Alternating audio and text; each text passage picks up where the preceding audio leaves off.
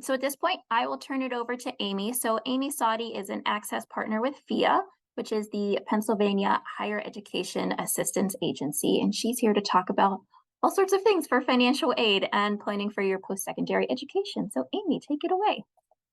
All right, thank you so much, and thank you everyone for being here today to join us for the Financial Aid 101 presentation. Whenever I first start off talking about financial aid, I always like to first just start off with a quick definition. So, what do I mean when I say financial aid? Well, financial aid consists of the funds that are provided to students and to families to help pay for post-secondary educational expenses. So if we break down that definition a little bit, a post-secondary education being any type of education after high school. So whether you're going for a certificate program, an associate's degree, a bachelor's degree, or beyond, financial aid can be there to help cover some expenses, to help you with expenses, things like tuition fees. Maybe you're going to live on campus, so room and housing, etc.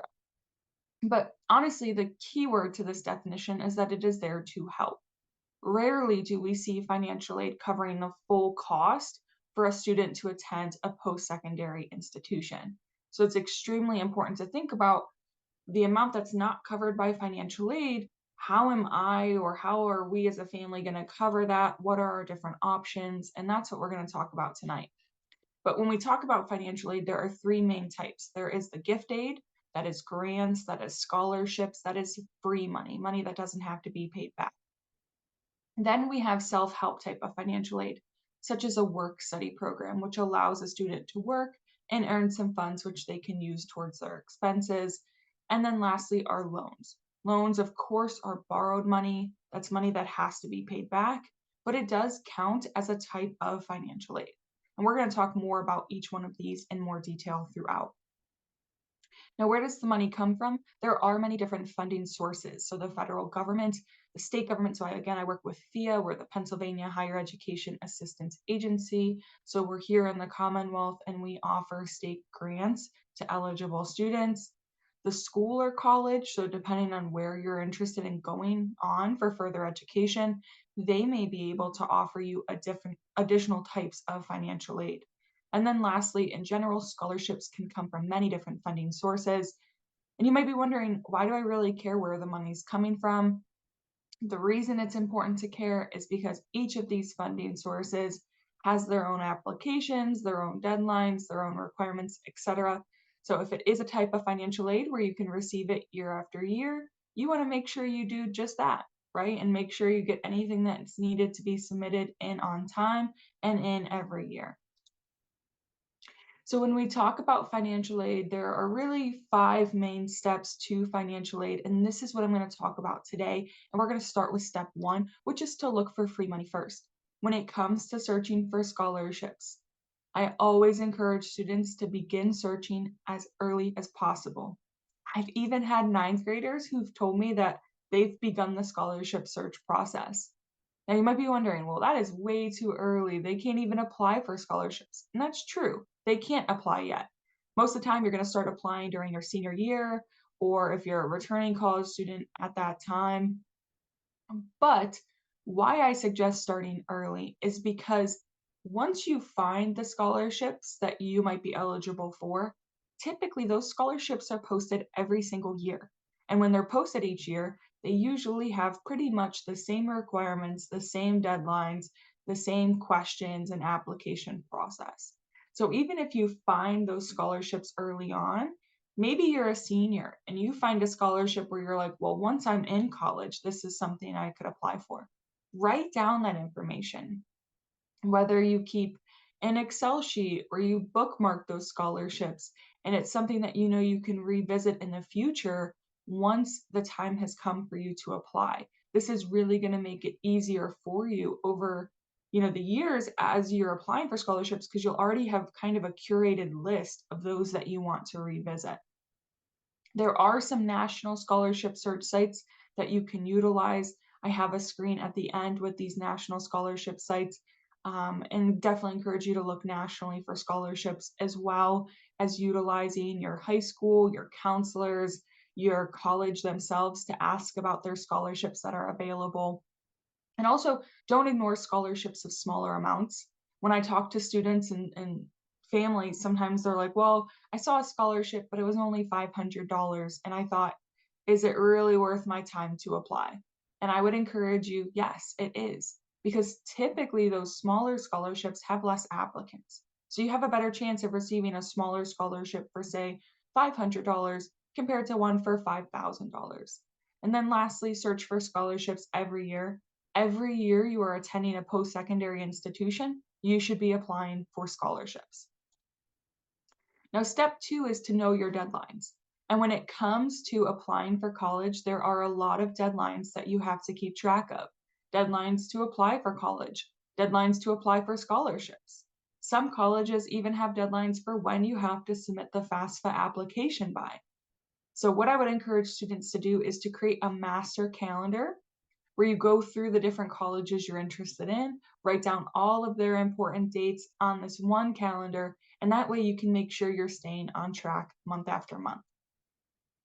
Now, one deadline that you can put on that master calendar, and I would actually take it a step further, I would put this deadline in your phone as a reoccurring deadline, and that is May 1st.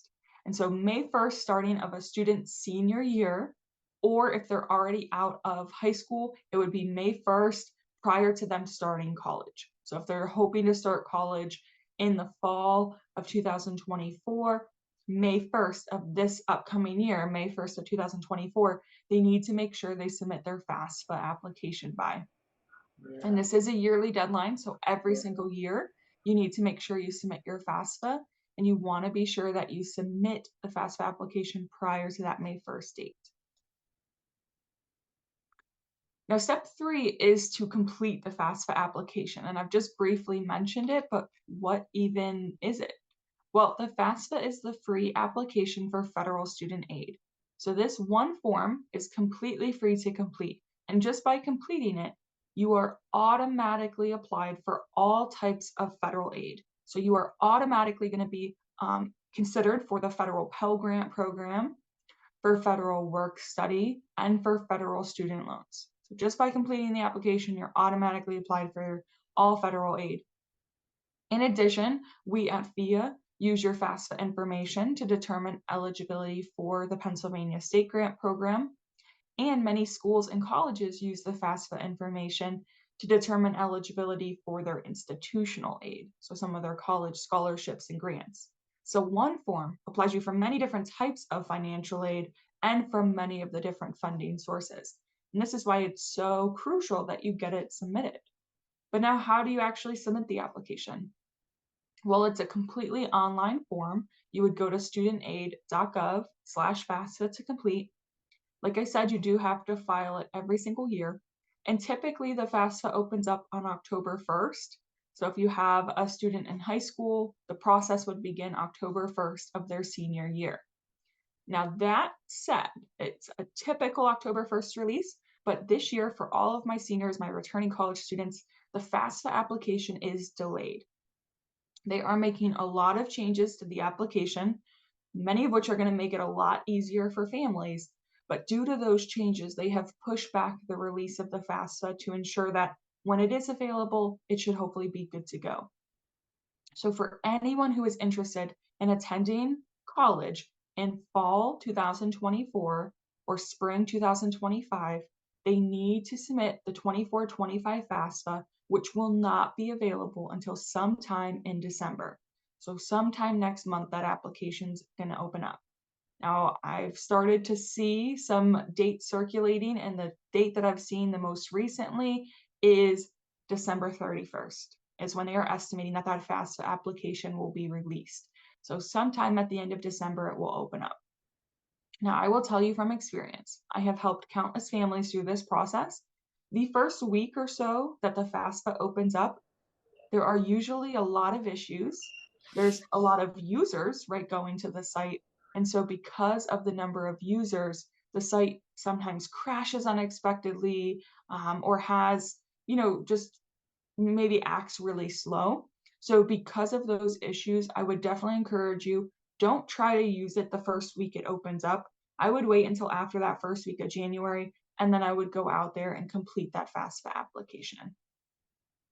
And again, this is just for those that are trying to go to college fall 2024, spring 2025.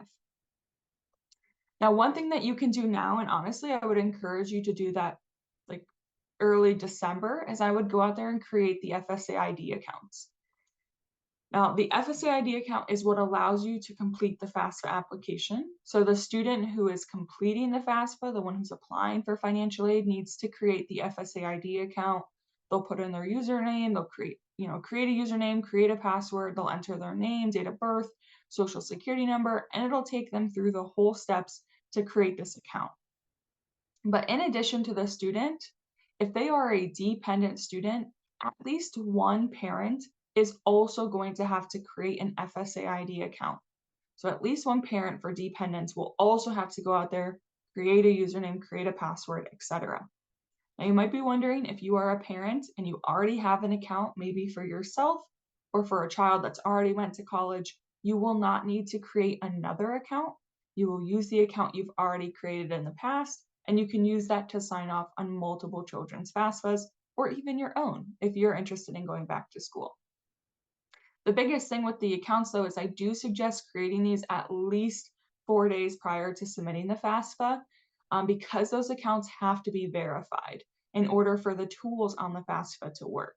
So that's why I would suggest, like on that master calendar, put out there in December, early December, create the FSA ID accounts, and then after the first week of January, put in on your master calendar to go out there and complete the FAFSA application.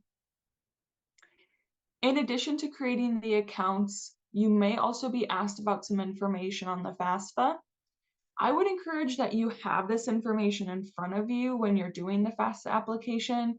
You might not necessarily need it for each one of these, but at least if you have it near you or you know where it is, in case you are asked about it, you will have it readily available.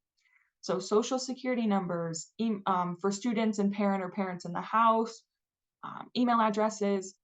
The FAFSA is going to be asking about 2022 tax information. So if the student filed 2022 taxes or had any W-2 forms, you'll want to make sure you have those available. If they're a dependent student, you will also need this information from their parent or parents in the house. And I know right now I haven't really explained who's dependent, who the parent or parents are. I am going to get to that. So that's going to be coming in just a few slides. But in general, just make a note for dependent students, we do need the parent tax information as well. And then there are questions about asset information. When the FAFSA asks about assets, the first question is, how much total do you have in cash, checking accounts, savings accounts? It's going to ask this of the student. And for a dependent student, it will also ask this question from the parent. So you just need the total of those three. The second question it asks for both student and parent is also, how much total do you have in investments? Investments would be things like stocks, bonds, mutual funds. College savings accounts, such as a 529 account, would count as an investment, a parent investment, if it's held by the parent for the child filling out the FAFSA. Child support, if you received or paid any child support in 2023, you would report the total of that on the FAFSA form as well. So if you've completed the FAFSA before, you'll notice that the process this year looks a little bit different. Really, now what's going to happen is the student is going to be the one that has to really start the process. They are going to be the ones to log into the form and start completing all of the student questions. So they will go through each of the student sections, answering all of the information about themselves. And once they get done, we're going to talk about what happens after the student section's complete. But I want to just go into the student section real quick to show you some of the areas where I see the most questions asked regarding to the FAFSA application. So one of the sections for the student is to complete their school selection section. This is where they need to list any and all of the schools that they are considering attending or considering applying to on the application. You can actually list up to 20 schools at a time. So any school you're considering, you can list them on the FAFSA application. And then even after you submit the FAFSA, if you later realize, oh, I forgot a school or there was a school that I missed, you can go back onto the form and adjust that list at any time. So any school they're considering, I get asked a lot, what if I'm not sure where I'm going to school yet or even where I'm applying? Still fill out the FAFSA, still just put some schools out there. And then again, once you kind of have a better idea of where you're going to actually apply, just go back into that list and make sure you've included each of the schools you're actually applying for. Okay, now as the student goes through the student section, they're also going to be asked some questions to figure out, are they a dependent student, meaning they must provide parent information, or are they an independent student, meaning they do not need to provide any parent information? So FAFSA basically has a pretty straightforward definition of who's dependent, who's independent, and it all is based on the questions on the screen. If a student answers none of the above to all of these questions, or they're answering no to these questions, then it's going to tell them you are a dependent student and you must provide parent information. So what are those questions? Well, are you 24 years or older? Are you married? Do you have any legal dependents or children that you provide over 50% of their support? Are you a veteran or serving on active duty? Do you already have a four-year bachelor's degree and are working on a graduate level degree? Are you a legally emancipated minor, or does someone other than your parents have legal guardianship over you? Are you an orphan, ward of the court, or were you in foster care at any time since the age of 13? Or are you an unaccompanied youth and either homeless or self-supporting and at risk of being homeless? Again, student answers no to all of those, then it will tell them they are a dependent student and they must report parent information. Now, there are a few exceptions where there might be an unusual circumstance, a reason why the student cannot enter parent information. So for example, if the student isn't living at home due to maybe an abusive situation or a neglectful situation, there could be some unusual circumstances. And so basically the form is going to ask the student that, is there an unusual circumstance that would prevent you from using parent information? If you put yes, there's an unusual circumstance, then what happens is once your FAFSA is submitted to the schools, they will reach out to the student. They will say, hey, we saw on your FAFSA, you reported there's an unusual circumstance. Here's what we need from you in order to verify and to start basically an independent review. So they're going to try to review your information to figure out, are you going to be an independent student? Kind of what's going on in that situation. And so you would have to work with each of the schools to submit the information needed and kind of work with them to go through that appeals process. But if you select none of the above to the questions on the previous screen, and then you submit here that you do not have any unusual circumstances, then it's going to take the student to what they're calling the parent wizard. I don't know. It's basically just a few questions about parent situation to figure out whose information needs to be on the form. So if parents are married, then you would report both, and this is for biological or adoptive parents. So if the student's biological or adoptive parents are married, then you have to report both parents' information on the form. Now, if parents are unmarried, but they live together, you still have to report both parents' information on the form. Now, in the case of divorced or separated parents, sometimes it can be tricky to know who needs to be on the FAFSA form. And so their guidelines from this year and moving forward is which parent provided the most financial support for you, the student, over the past 12 months. So the day you sit down to file the FAFSA, which parent provided the most financial support over the past year? Whichever parent that is the parent who needs to be reported on your FAFSA form.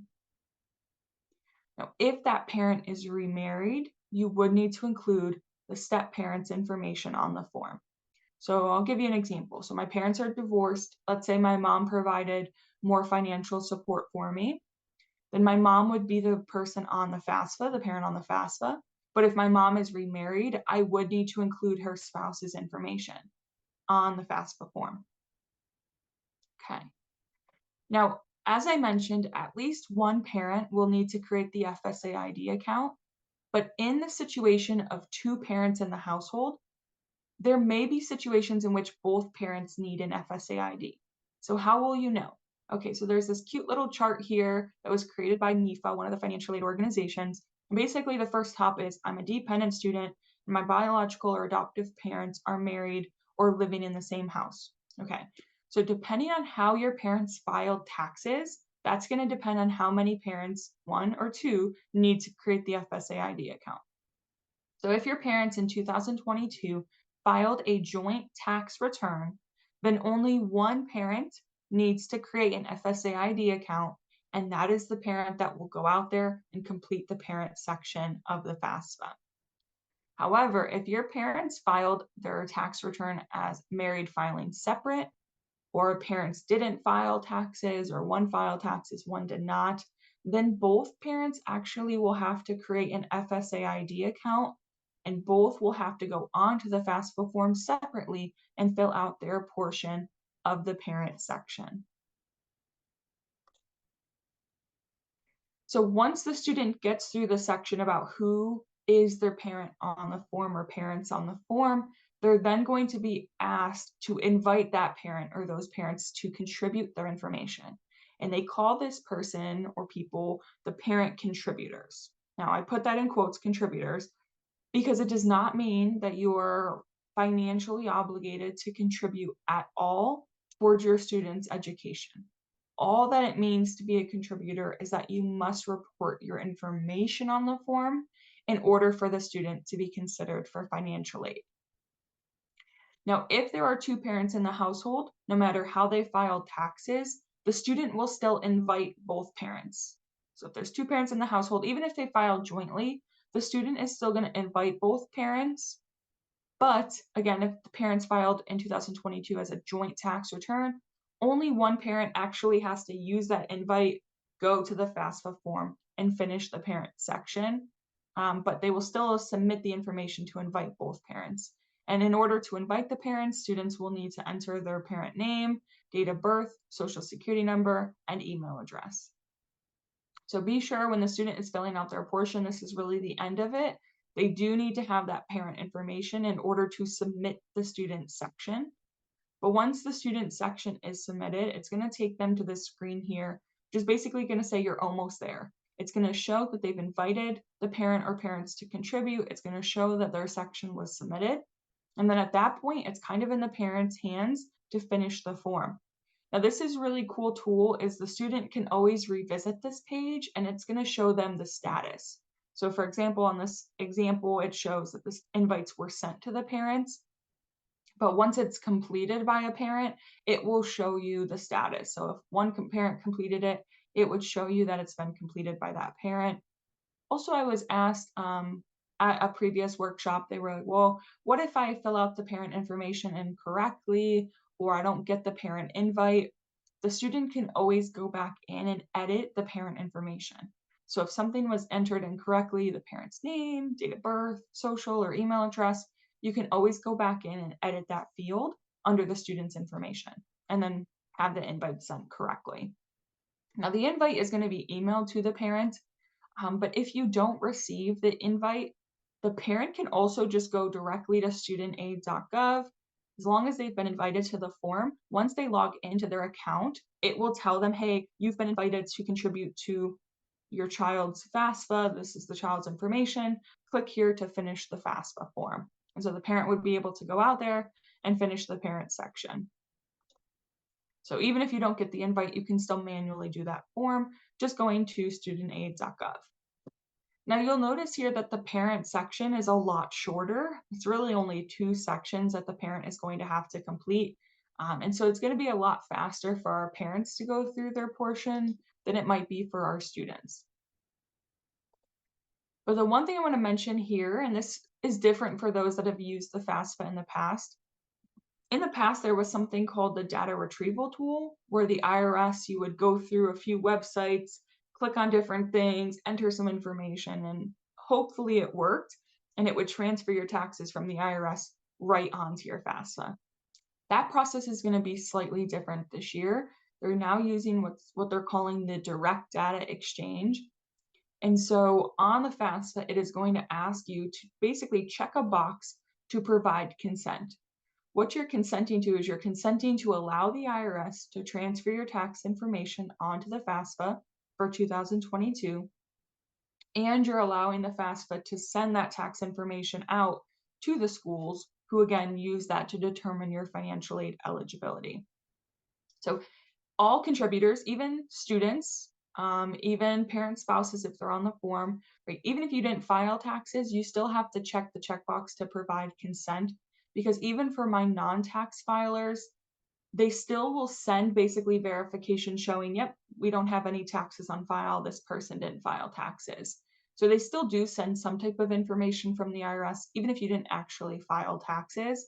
So everyone must provide that consent. Without the consent, the student cannot be considered for financial aid. But what this means is that instead of having to jump through all those hoops that you would have had to in the past to transfer the information, basically just by creating the FSA ID account, once you check that checkbox to provide consent, the information should automatically pull over. And the FAFSA has been very strategic in that they have removed some of the questions that you had to answer in the past that were not pulled over from the IRS. And so now a lot of that tax information should just automatically come over, and you won't really need to sit there and answer some of those tax questions manually. So that's a really big time saver. And you might be thinking, well, why do I need my tax returns when I sit down to do the FAFSA? I would just recommend, again, having it there just in case there are some situations in which the direct data exchange may not work. So at least if you have it in front of you, you're prepared in case you need it, or in case there's a question or two that you do need to reference the tax return for.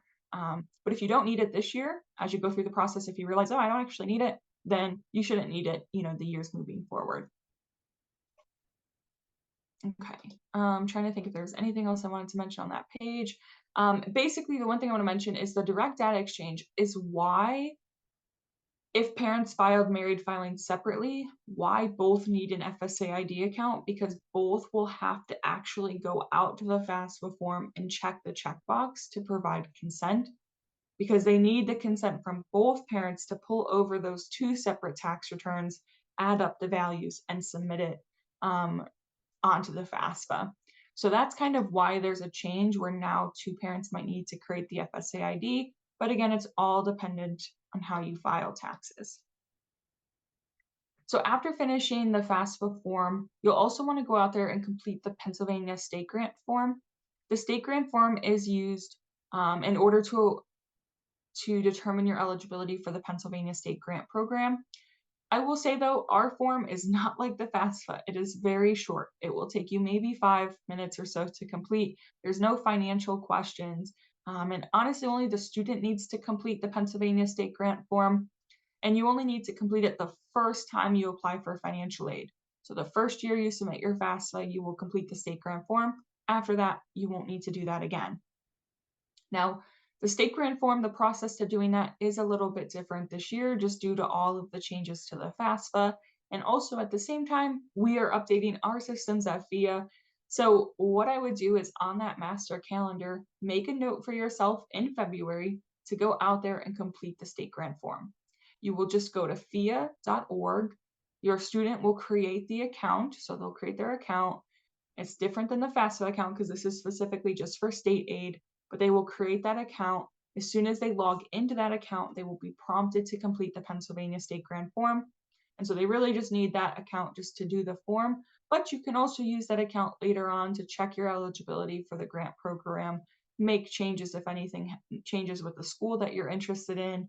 And if we do ever ask for any income information or validation information, you can always upload that directly on the site. Now, in addition to FAFSA state grant form, there might be one more form that you need to complete, and this is the College Scholarship Service Profile, called the CSS Profile. The CSS Profile is used by about 400 colleges and universities across the US in order to award their institutional aid. So, some schools say, hey, we want the FAFSA, but we also want this additional form so that we can determine if you are eligible for any of our institutional financial aid, so some of our institutional grants. So the one thing with the CSS profile is this did open up on October 1st, so it is currently available for all of our seniors. So what I would encourage you to do is go out there to collegeboard.org. Under the CSS profile, you can look at a list of all of the participating institutions and just double check, do any of the schools I'm interested in, do they require or do they suggest the use of using the CSS profile? And you can always check with the schools directly to see like if they do require it or they do suggest that you fill out the form. You can ask more questions in terms of like what's it used for? What are the deadlines? I will tell you some schools have very early deadlines. I've seen deadlines in November and early December for schools. So you might need to do that CSS profile very shortly. So definitely check that College Board link just to see if any of the schools that you're interested in require or suggest filling out the CSS profile. Okay, question about the CSS profile. Does this need to be done every year like the FAFSA? It honestly depends on the schools. I know some schools it's just a one-time form, and other schools I do think use it multiple years in a row. So I would check with the school themselves because the thing with the CSS profile is it's basically up to the school in terms of some of the questions that are asked on the form, how they use the form, when it needs to be submitted. So every single school is different. So it's best when it comes to the CSS profile for some of those specific questions to go directly to the school. But then if you have questions like in terms of using the form, creating the account, you can go directly to College Board. They have a great help team for the CSS profile. So those technical questions would go to CSS, but anything like in general, you know, what's the form used for, when's it due and stuff, that would go directly to the school. Okay, the last thing that I want to mention is, and I think I saw some questions that came in ahead of time, and one of the questions was, you know, why does the FAFSA use 2022 tax information? It's already almost the end of 2023, and now my information looks a lot different than it did in 22. Or by the time my student goes to school, it's going to look a lot different than it did in 2022. Schools do have a process called special circumstances, which is basically if there's a change to the household or to household income, you can reach out to the financial aid office, letting them know, like, hey, this is what happened, when it happened, this is what our income or family income looks like now.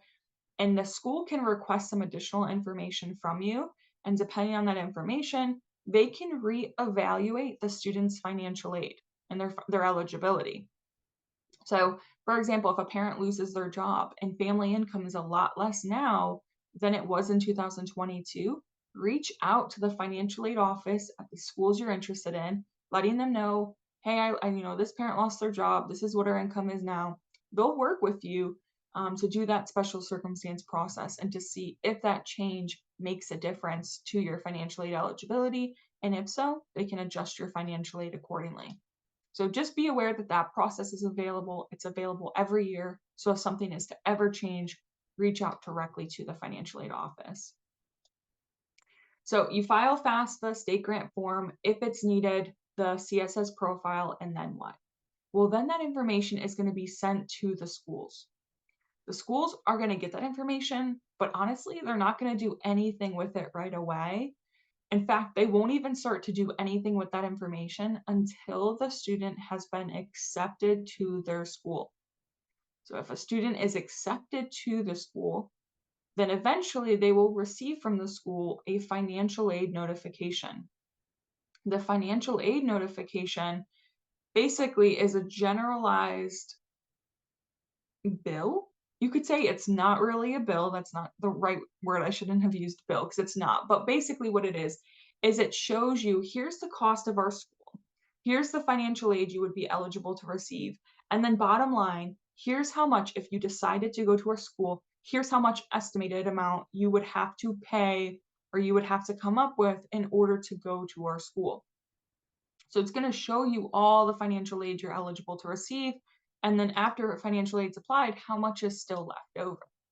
Now, each of these financial aid notices that come from the schools look a little bit different. And so you really want to compare them carefully to figure out what's being offered, how much from each school, what's free money that versus money that has to be paid back. If it's a scholarship, is it something renewable where you can receive that year after year? And then bottom line, if I decided to attend this school, how much would I owe? Okay, now before we go on more about financial aid notifications, I did see a question that came in. Is is there still an option to apply for the state grants after you submit the FAFSA? So this person's mentioning in the past, there used to be a link that you would click at the end of the FAFSA application. It would take you to the state grant form and you could complete it right away. Unfortunately, due to the changes to the FAFSA, they are saying that that link is not going to be available and really active for families to use this year. So there will probably not be that link. You won't be able to complete the state grant form that way. And that's why I would suggest just waiting until sometime in February to go to FEAA.org, go create the student account, and then complete the state grant form that way.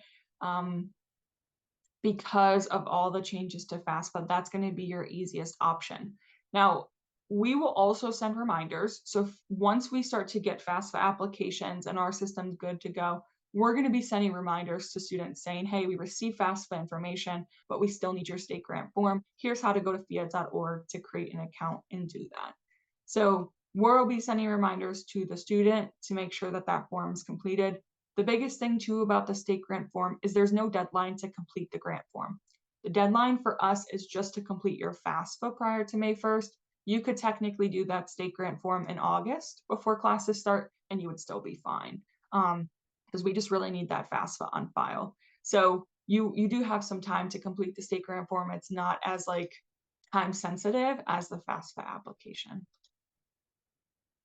So, okay, so before I go forward one more, I just want to mention with the financial aid notification. So, if you are eligible for any institutional grants, scholarships, etc., that will be included on the aid notice. So, any institutional funding will be on the aid notice. In addition, just by completing the FAFSA, again, you're applied for all types of federal aid. If you are eligible for any federal financial aid, this would be included on your financial aid notification.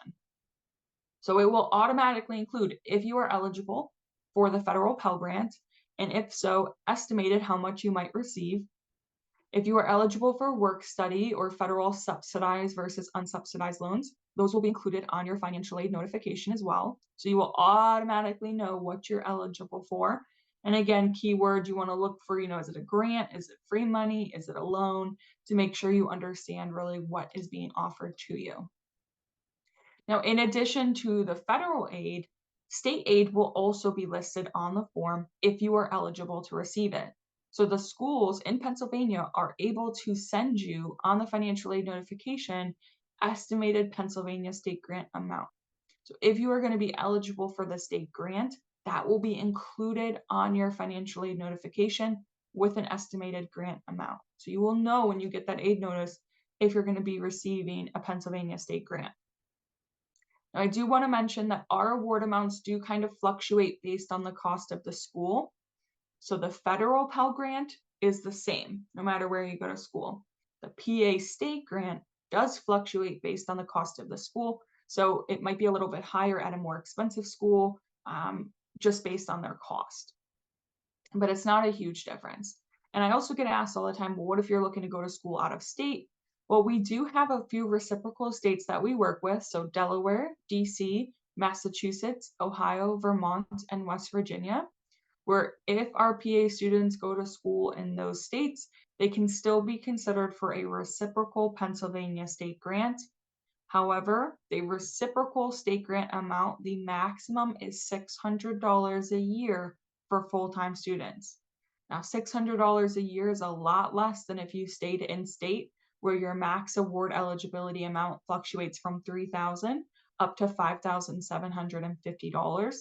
So it is a lot less if you go out of state, but it is still better than zero. So if you are interested in going to school in one of those states, still make sure you get your PA state grant form completed. Still make sure you submit your FAFSA each year by May 1st.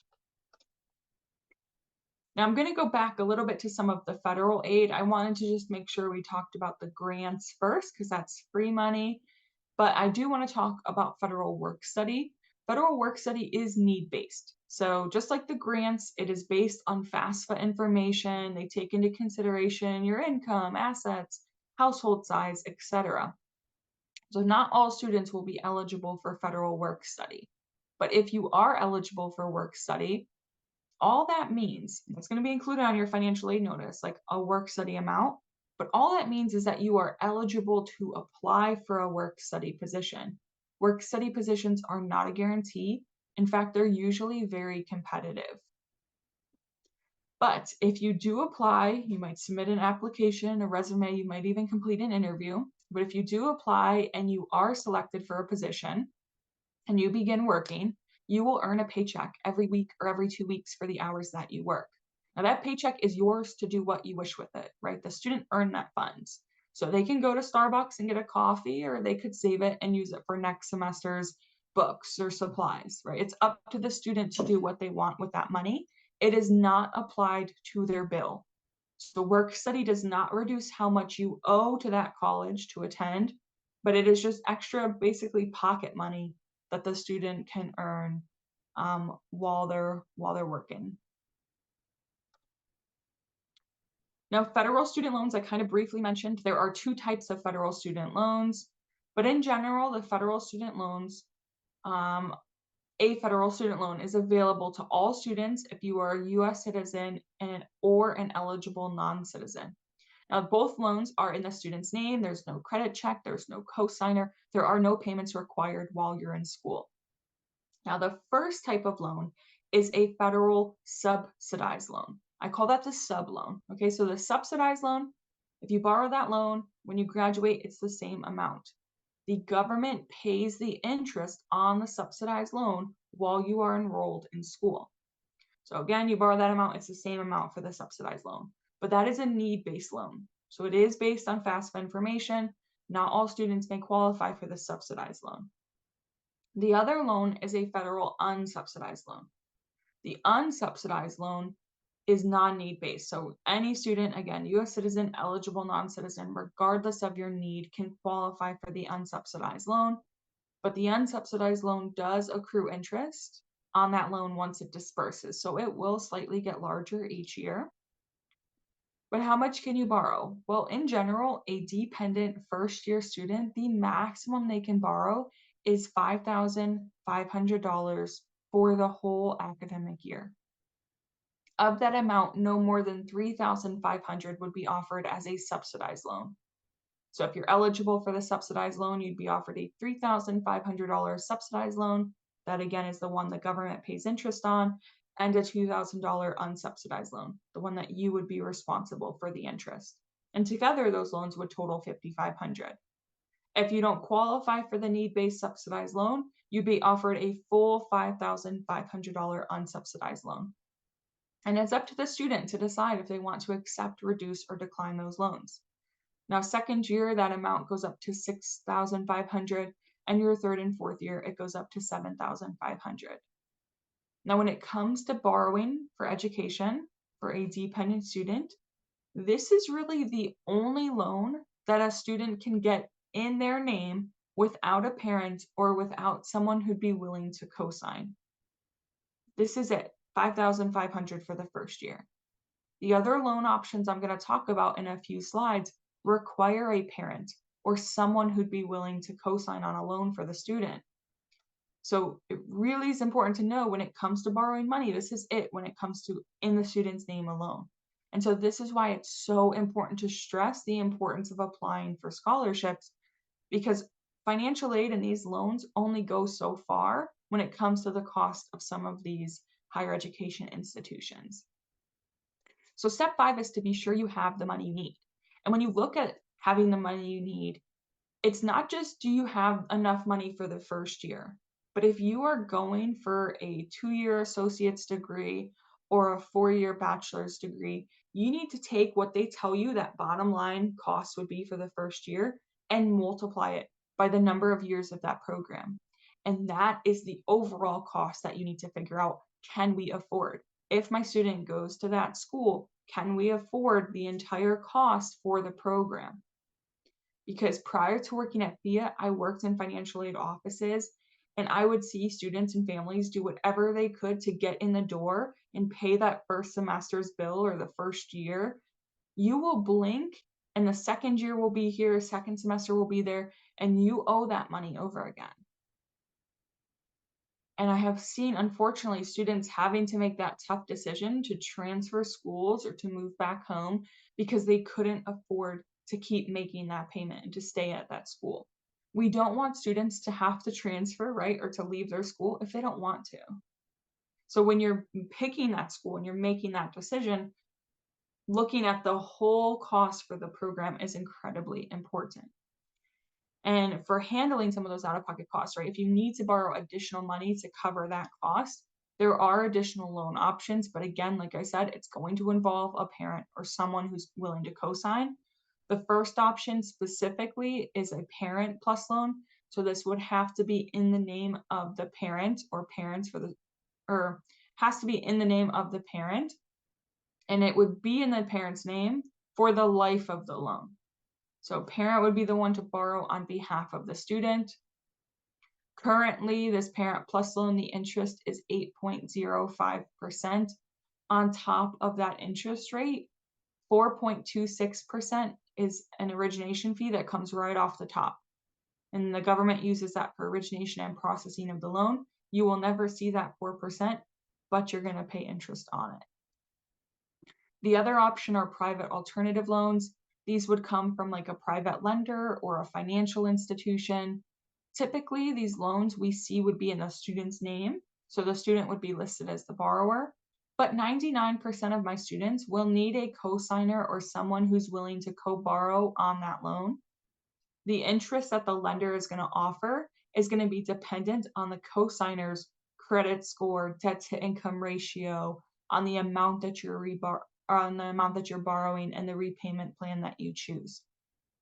Now, when it comes to these lenders, they are all slightly different and they all have different fine print agreements. So this is one situation you definitely want to make sure you read the fine print and understand what you're getting yourself into with these loans.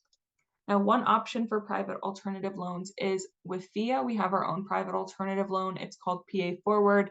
You can learn more online, but this is still a loan. There's still a credit check process. We still look at debt to income ratio. So not all families are going to be approved for this loan. And again, it's a loan. It's money that has to be paid back. But we created this program a few years ago to give our PA families a little bit more affordable interest rates on the loans. So I encourage you to look up PA Forward, but be sure to look elsewhere, right? Go search all your options, make sure you're picking the best loan for you. And then what can you do now? Visit college websites, start to write down some of those important dates. Also, you can start to utilize net price calculators, right? It's too early to do the FAFSA, but if you go to the net price calculators, you can go to collegecost.ed.gov, look up all of the schools you're interested in. It will take you to the school's net price calculator. You answer some general questions about your household and situation, and it'll tell you based on that information roughly how much you would have to potentially owe to go to that school. So you could run the numbers just to get an idea. It's not perfect, right? But just an estimate of how much you might owe. In addition, FAFSA does have out there a federal student aid estimator. This is basically a simplified FAFSA. It'll take you 5 to 10 minutes to complete. You can change around the numbers, but basically it'll show you, based on that information, what federal financial aid you might be eligible to receive. So are you eligible for federal Pell Grant, for work study subsidized loans? It'll give you kind of a general idea of that. This is only for federal aid. It doesn't include state aid or institutional aid. But the cool thing with this estimator is you can change the income, assets, household size, and see what type of impact that would have on your aid eligibility for federal aid. Talk about what's affordable, go out there, explore scholarships, and then in December, early December, create those FSA ID accounts, and then in January sometime, go out there and complete the FAFSA application. So FEAA, we're out there on social media. You can follow us. We'll send more information about things going with the FAFSA, some tips and tricks, ways to save for college, etc. We also promote some of our other additional webinar opportunities. I do want to share this with all of you. This is actually a presentation that I am doing on January 9th. It's a virtual FAFSA line-by-line overview. It's in the evening. But I'm literally going to be going through slide by slide exactly what you will see and what you will be asked on the FAFSA. So even more information than what I shared today about the FAFSA application. So if you have issues or you start the process, you run into some questions, you can join the webinar, ask me via Q&A, and I'm sure I'll be sharing more information as well. And then in March, I'm going and hosting another virtual webinar. This is understanding and comparing financial aid offers. So specifically, hopefully by March, you start to receive those financial aid notifications. And we're going to talk more in depth about what to look for, how to understand them, and then some additional ways to pay. And we're going to go into some more detail on loans as well, since for a lot of families, it's a reality that you have to use loans, right? Federal student loans and beyond. And so we really do spend a lot of time talking about loans because it's just something that for most families, majority of families, that's the reality, is that you are utilizing loans to help you cover some of those expenses. Important resources at the top, there's a few links that are really helpful to start thinking about the cost of school. MySmartBorrowing.org, I'm going to highlight real quick. It's one of my favorite resources for students because it gets them to look at what their salary might be depending on different careers when they leave college and how much they have to borrow. And based on that, what would their loan payments look like? How could they afford to, what would it look like to afford to live on their own after college and make those loan payments, and really start to get them to see like what that looks like, right? Life after college. Scholarship sites at the bottom. These are 4 of the national scholarship search sites. These are 4 of the many. There are many more search sites out there, but I encourage you just to start here, kind of utilize these like Google. Many of them have a search bar at the scholarship site, and you can search for some keywords about you, maybe things you're involved in, things that you've participated in, maybe your major, the type of college you're going to, and see what types of scholarships come up from those searches. And also, I just want to plug here a local scholarship organization. They are called Pittsburgh Foundation. The Pittsburgh Foundation, their website is pittsburghfoundation.org.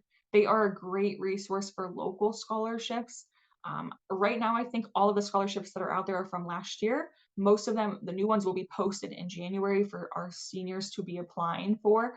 But you can at least go out there to see what scholarships were posted in the past and kind of filter through them. But the Pittsburgh Foundation is great. Of course, local scholarships have less in general competition just because you're competing against less students. So definitely encourage you to utilize those local scholarships as well. And then my contact information is here. Again, my name's Amy Saudi. I'm with FEA. I cover all of Allegheny County. So if you have any questions or concerns regarding the financial aid process, I can be your go-to person. Because I cover Allegheny County, even though we're a smaller territory in general, I have a lot of schools and I'm constantly traveling. So the best way to reach me is via email. So if you send me an email with your questions, or if you want to meet up and have an appointment, like a virtual call, we can set that up. Just let me know, via email. We'll kind of work together over email because it'll be easier to reach me that way. But I am happy to help answer any of the questions or concerns that you have. I know this is a lot of information and it's shared very quickly, but I do hope that you found today's webinar helpful, and I do hope to be a resource for all of you. So whether you have questions in 2 days from now or 2 years from now, I can be a resource for all of you. So thank you so much for your time and attending today. Awesome. Thank you so much, Amy, for all of this. A lot of information, but also really good information, especially with the FAFSA changing for the coming year. So if folks have questions, please start typing those in the chat, or if you don't mind being recorded, you can bring yourself off of mute or turn your camera on. One person had a question. They potentially filled out the FEAA app wrong. They don't remember getting anything offered.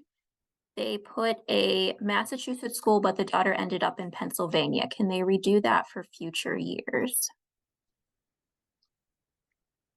Yes, honestly, if she's currently attending school, I would just go out there to FEA, have her create an account and just check out the account. Because she can go out there right now and change the school that she's enrolled in, and we can kind of, view that information and make any updates for future years and current year if possible as well. So she can, even now that she's currently enrolled, she can go out there right now to the FEA account, create one, and update her school information.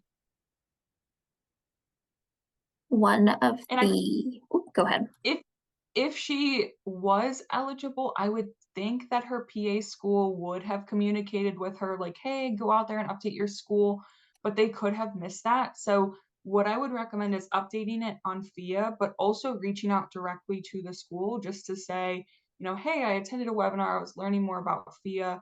She's attending the school, in state. Is there any way that she'd be eligible for?" The school can also help you with that process because it's going to be a lot of stuff on the back end for them, so keeping them updated, letting them know kind of what's going on and just asking the question, they can kind of let you know like, "Hey, yeah, looking at her information, we think she should be eligible, have her do XYZ." Or they might look at her information and be like, "Hey, based on her information, she wouldn't be eligible." And that might save you some time of having to try to like jump through any hoops to get things updated. So I might even reach out directly to the school first just for them to look over her information.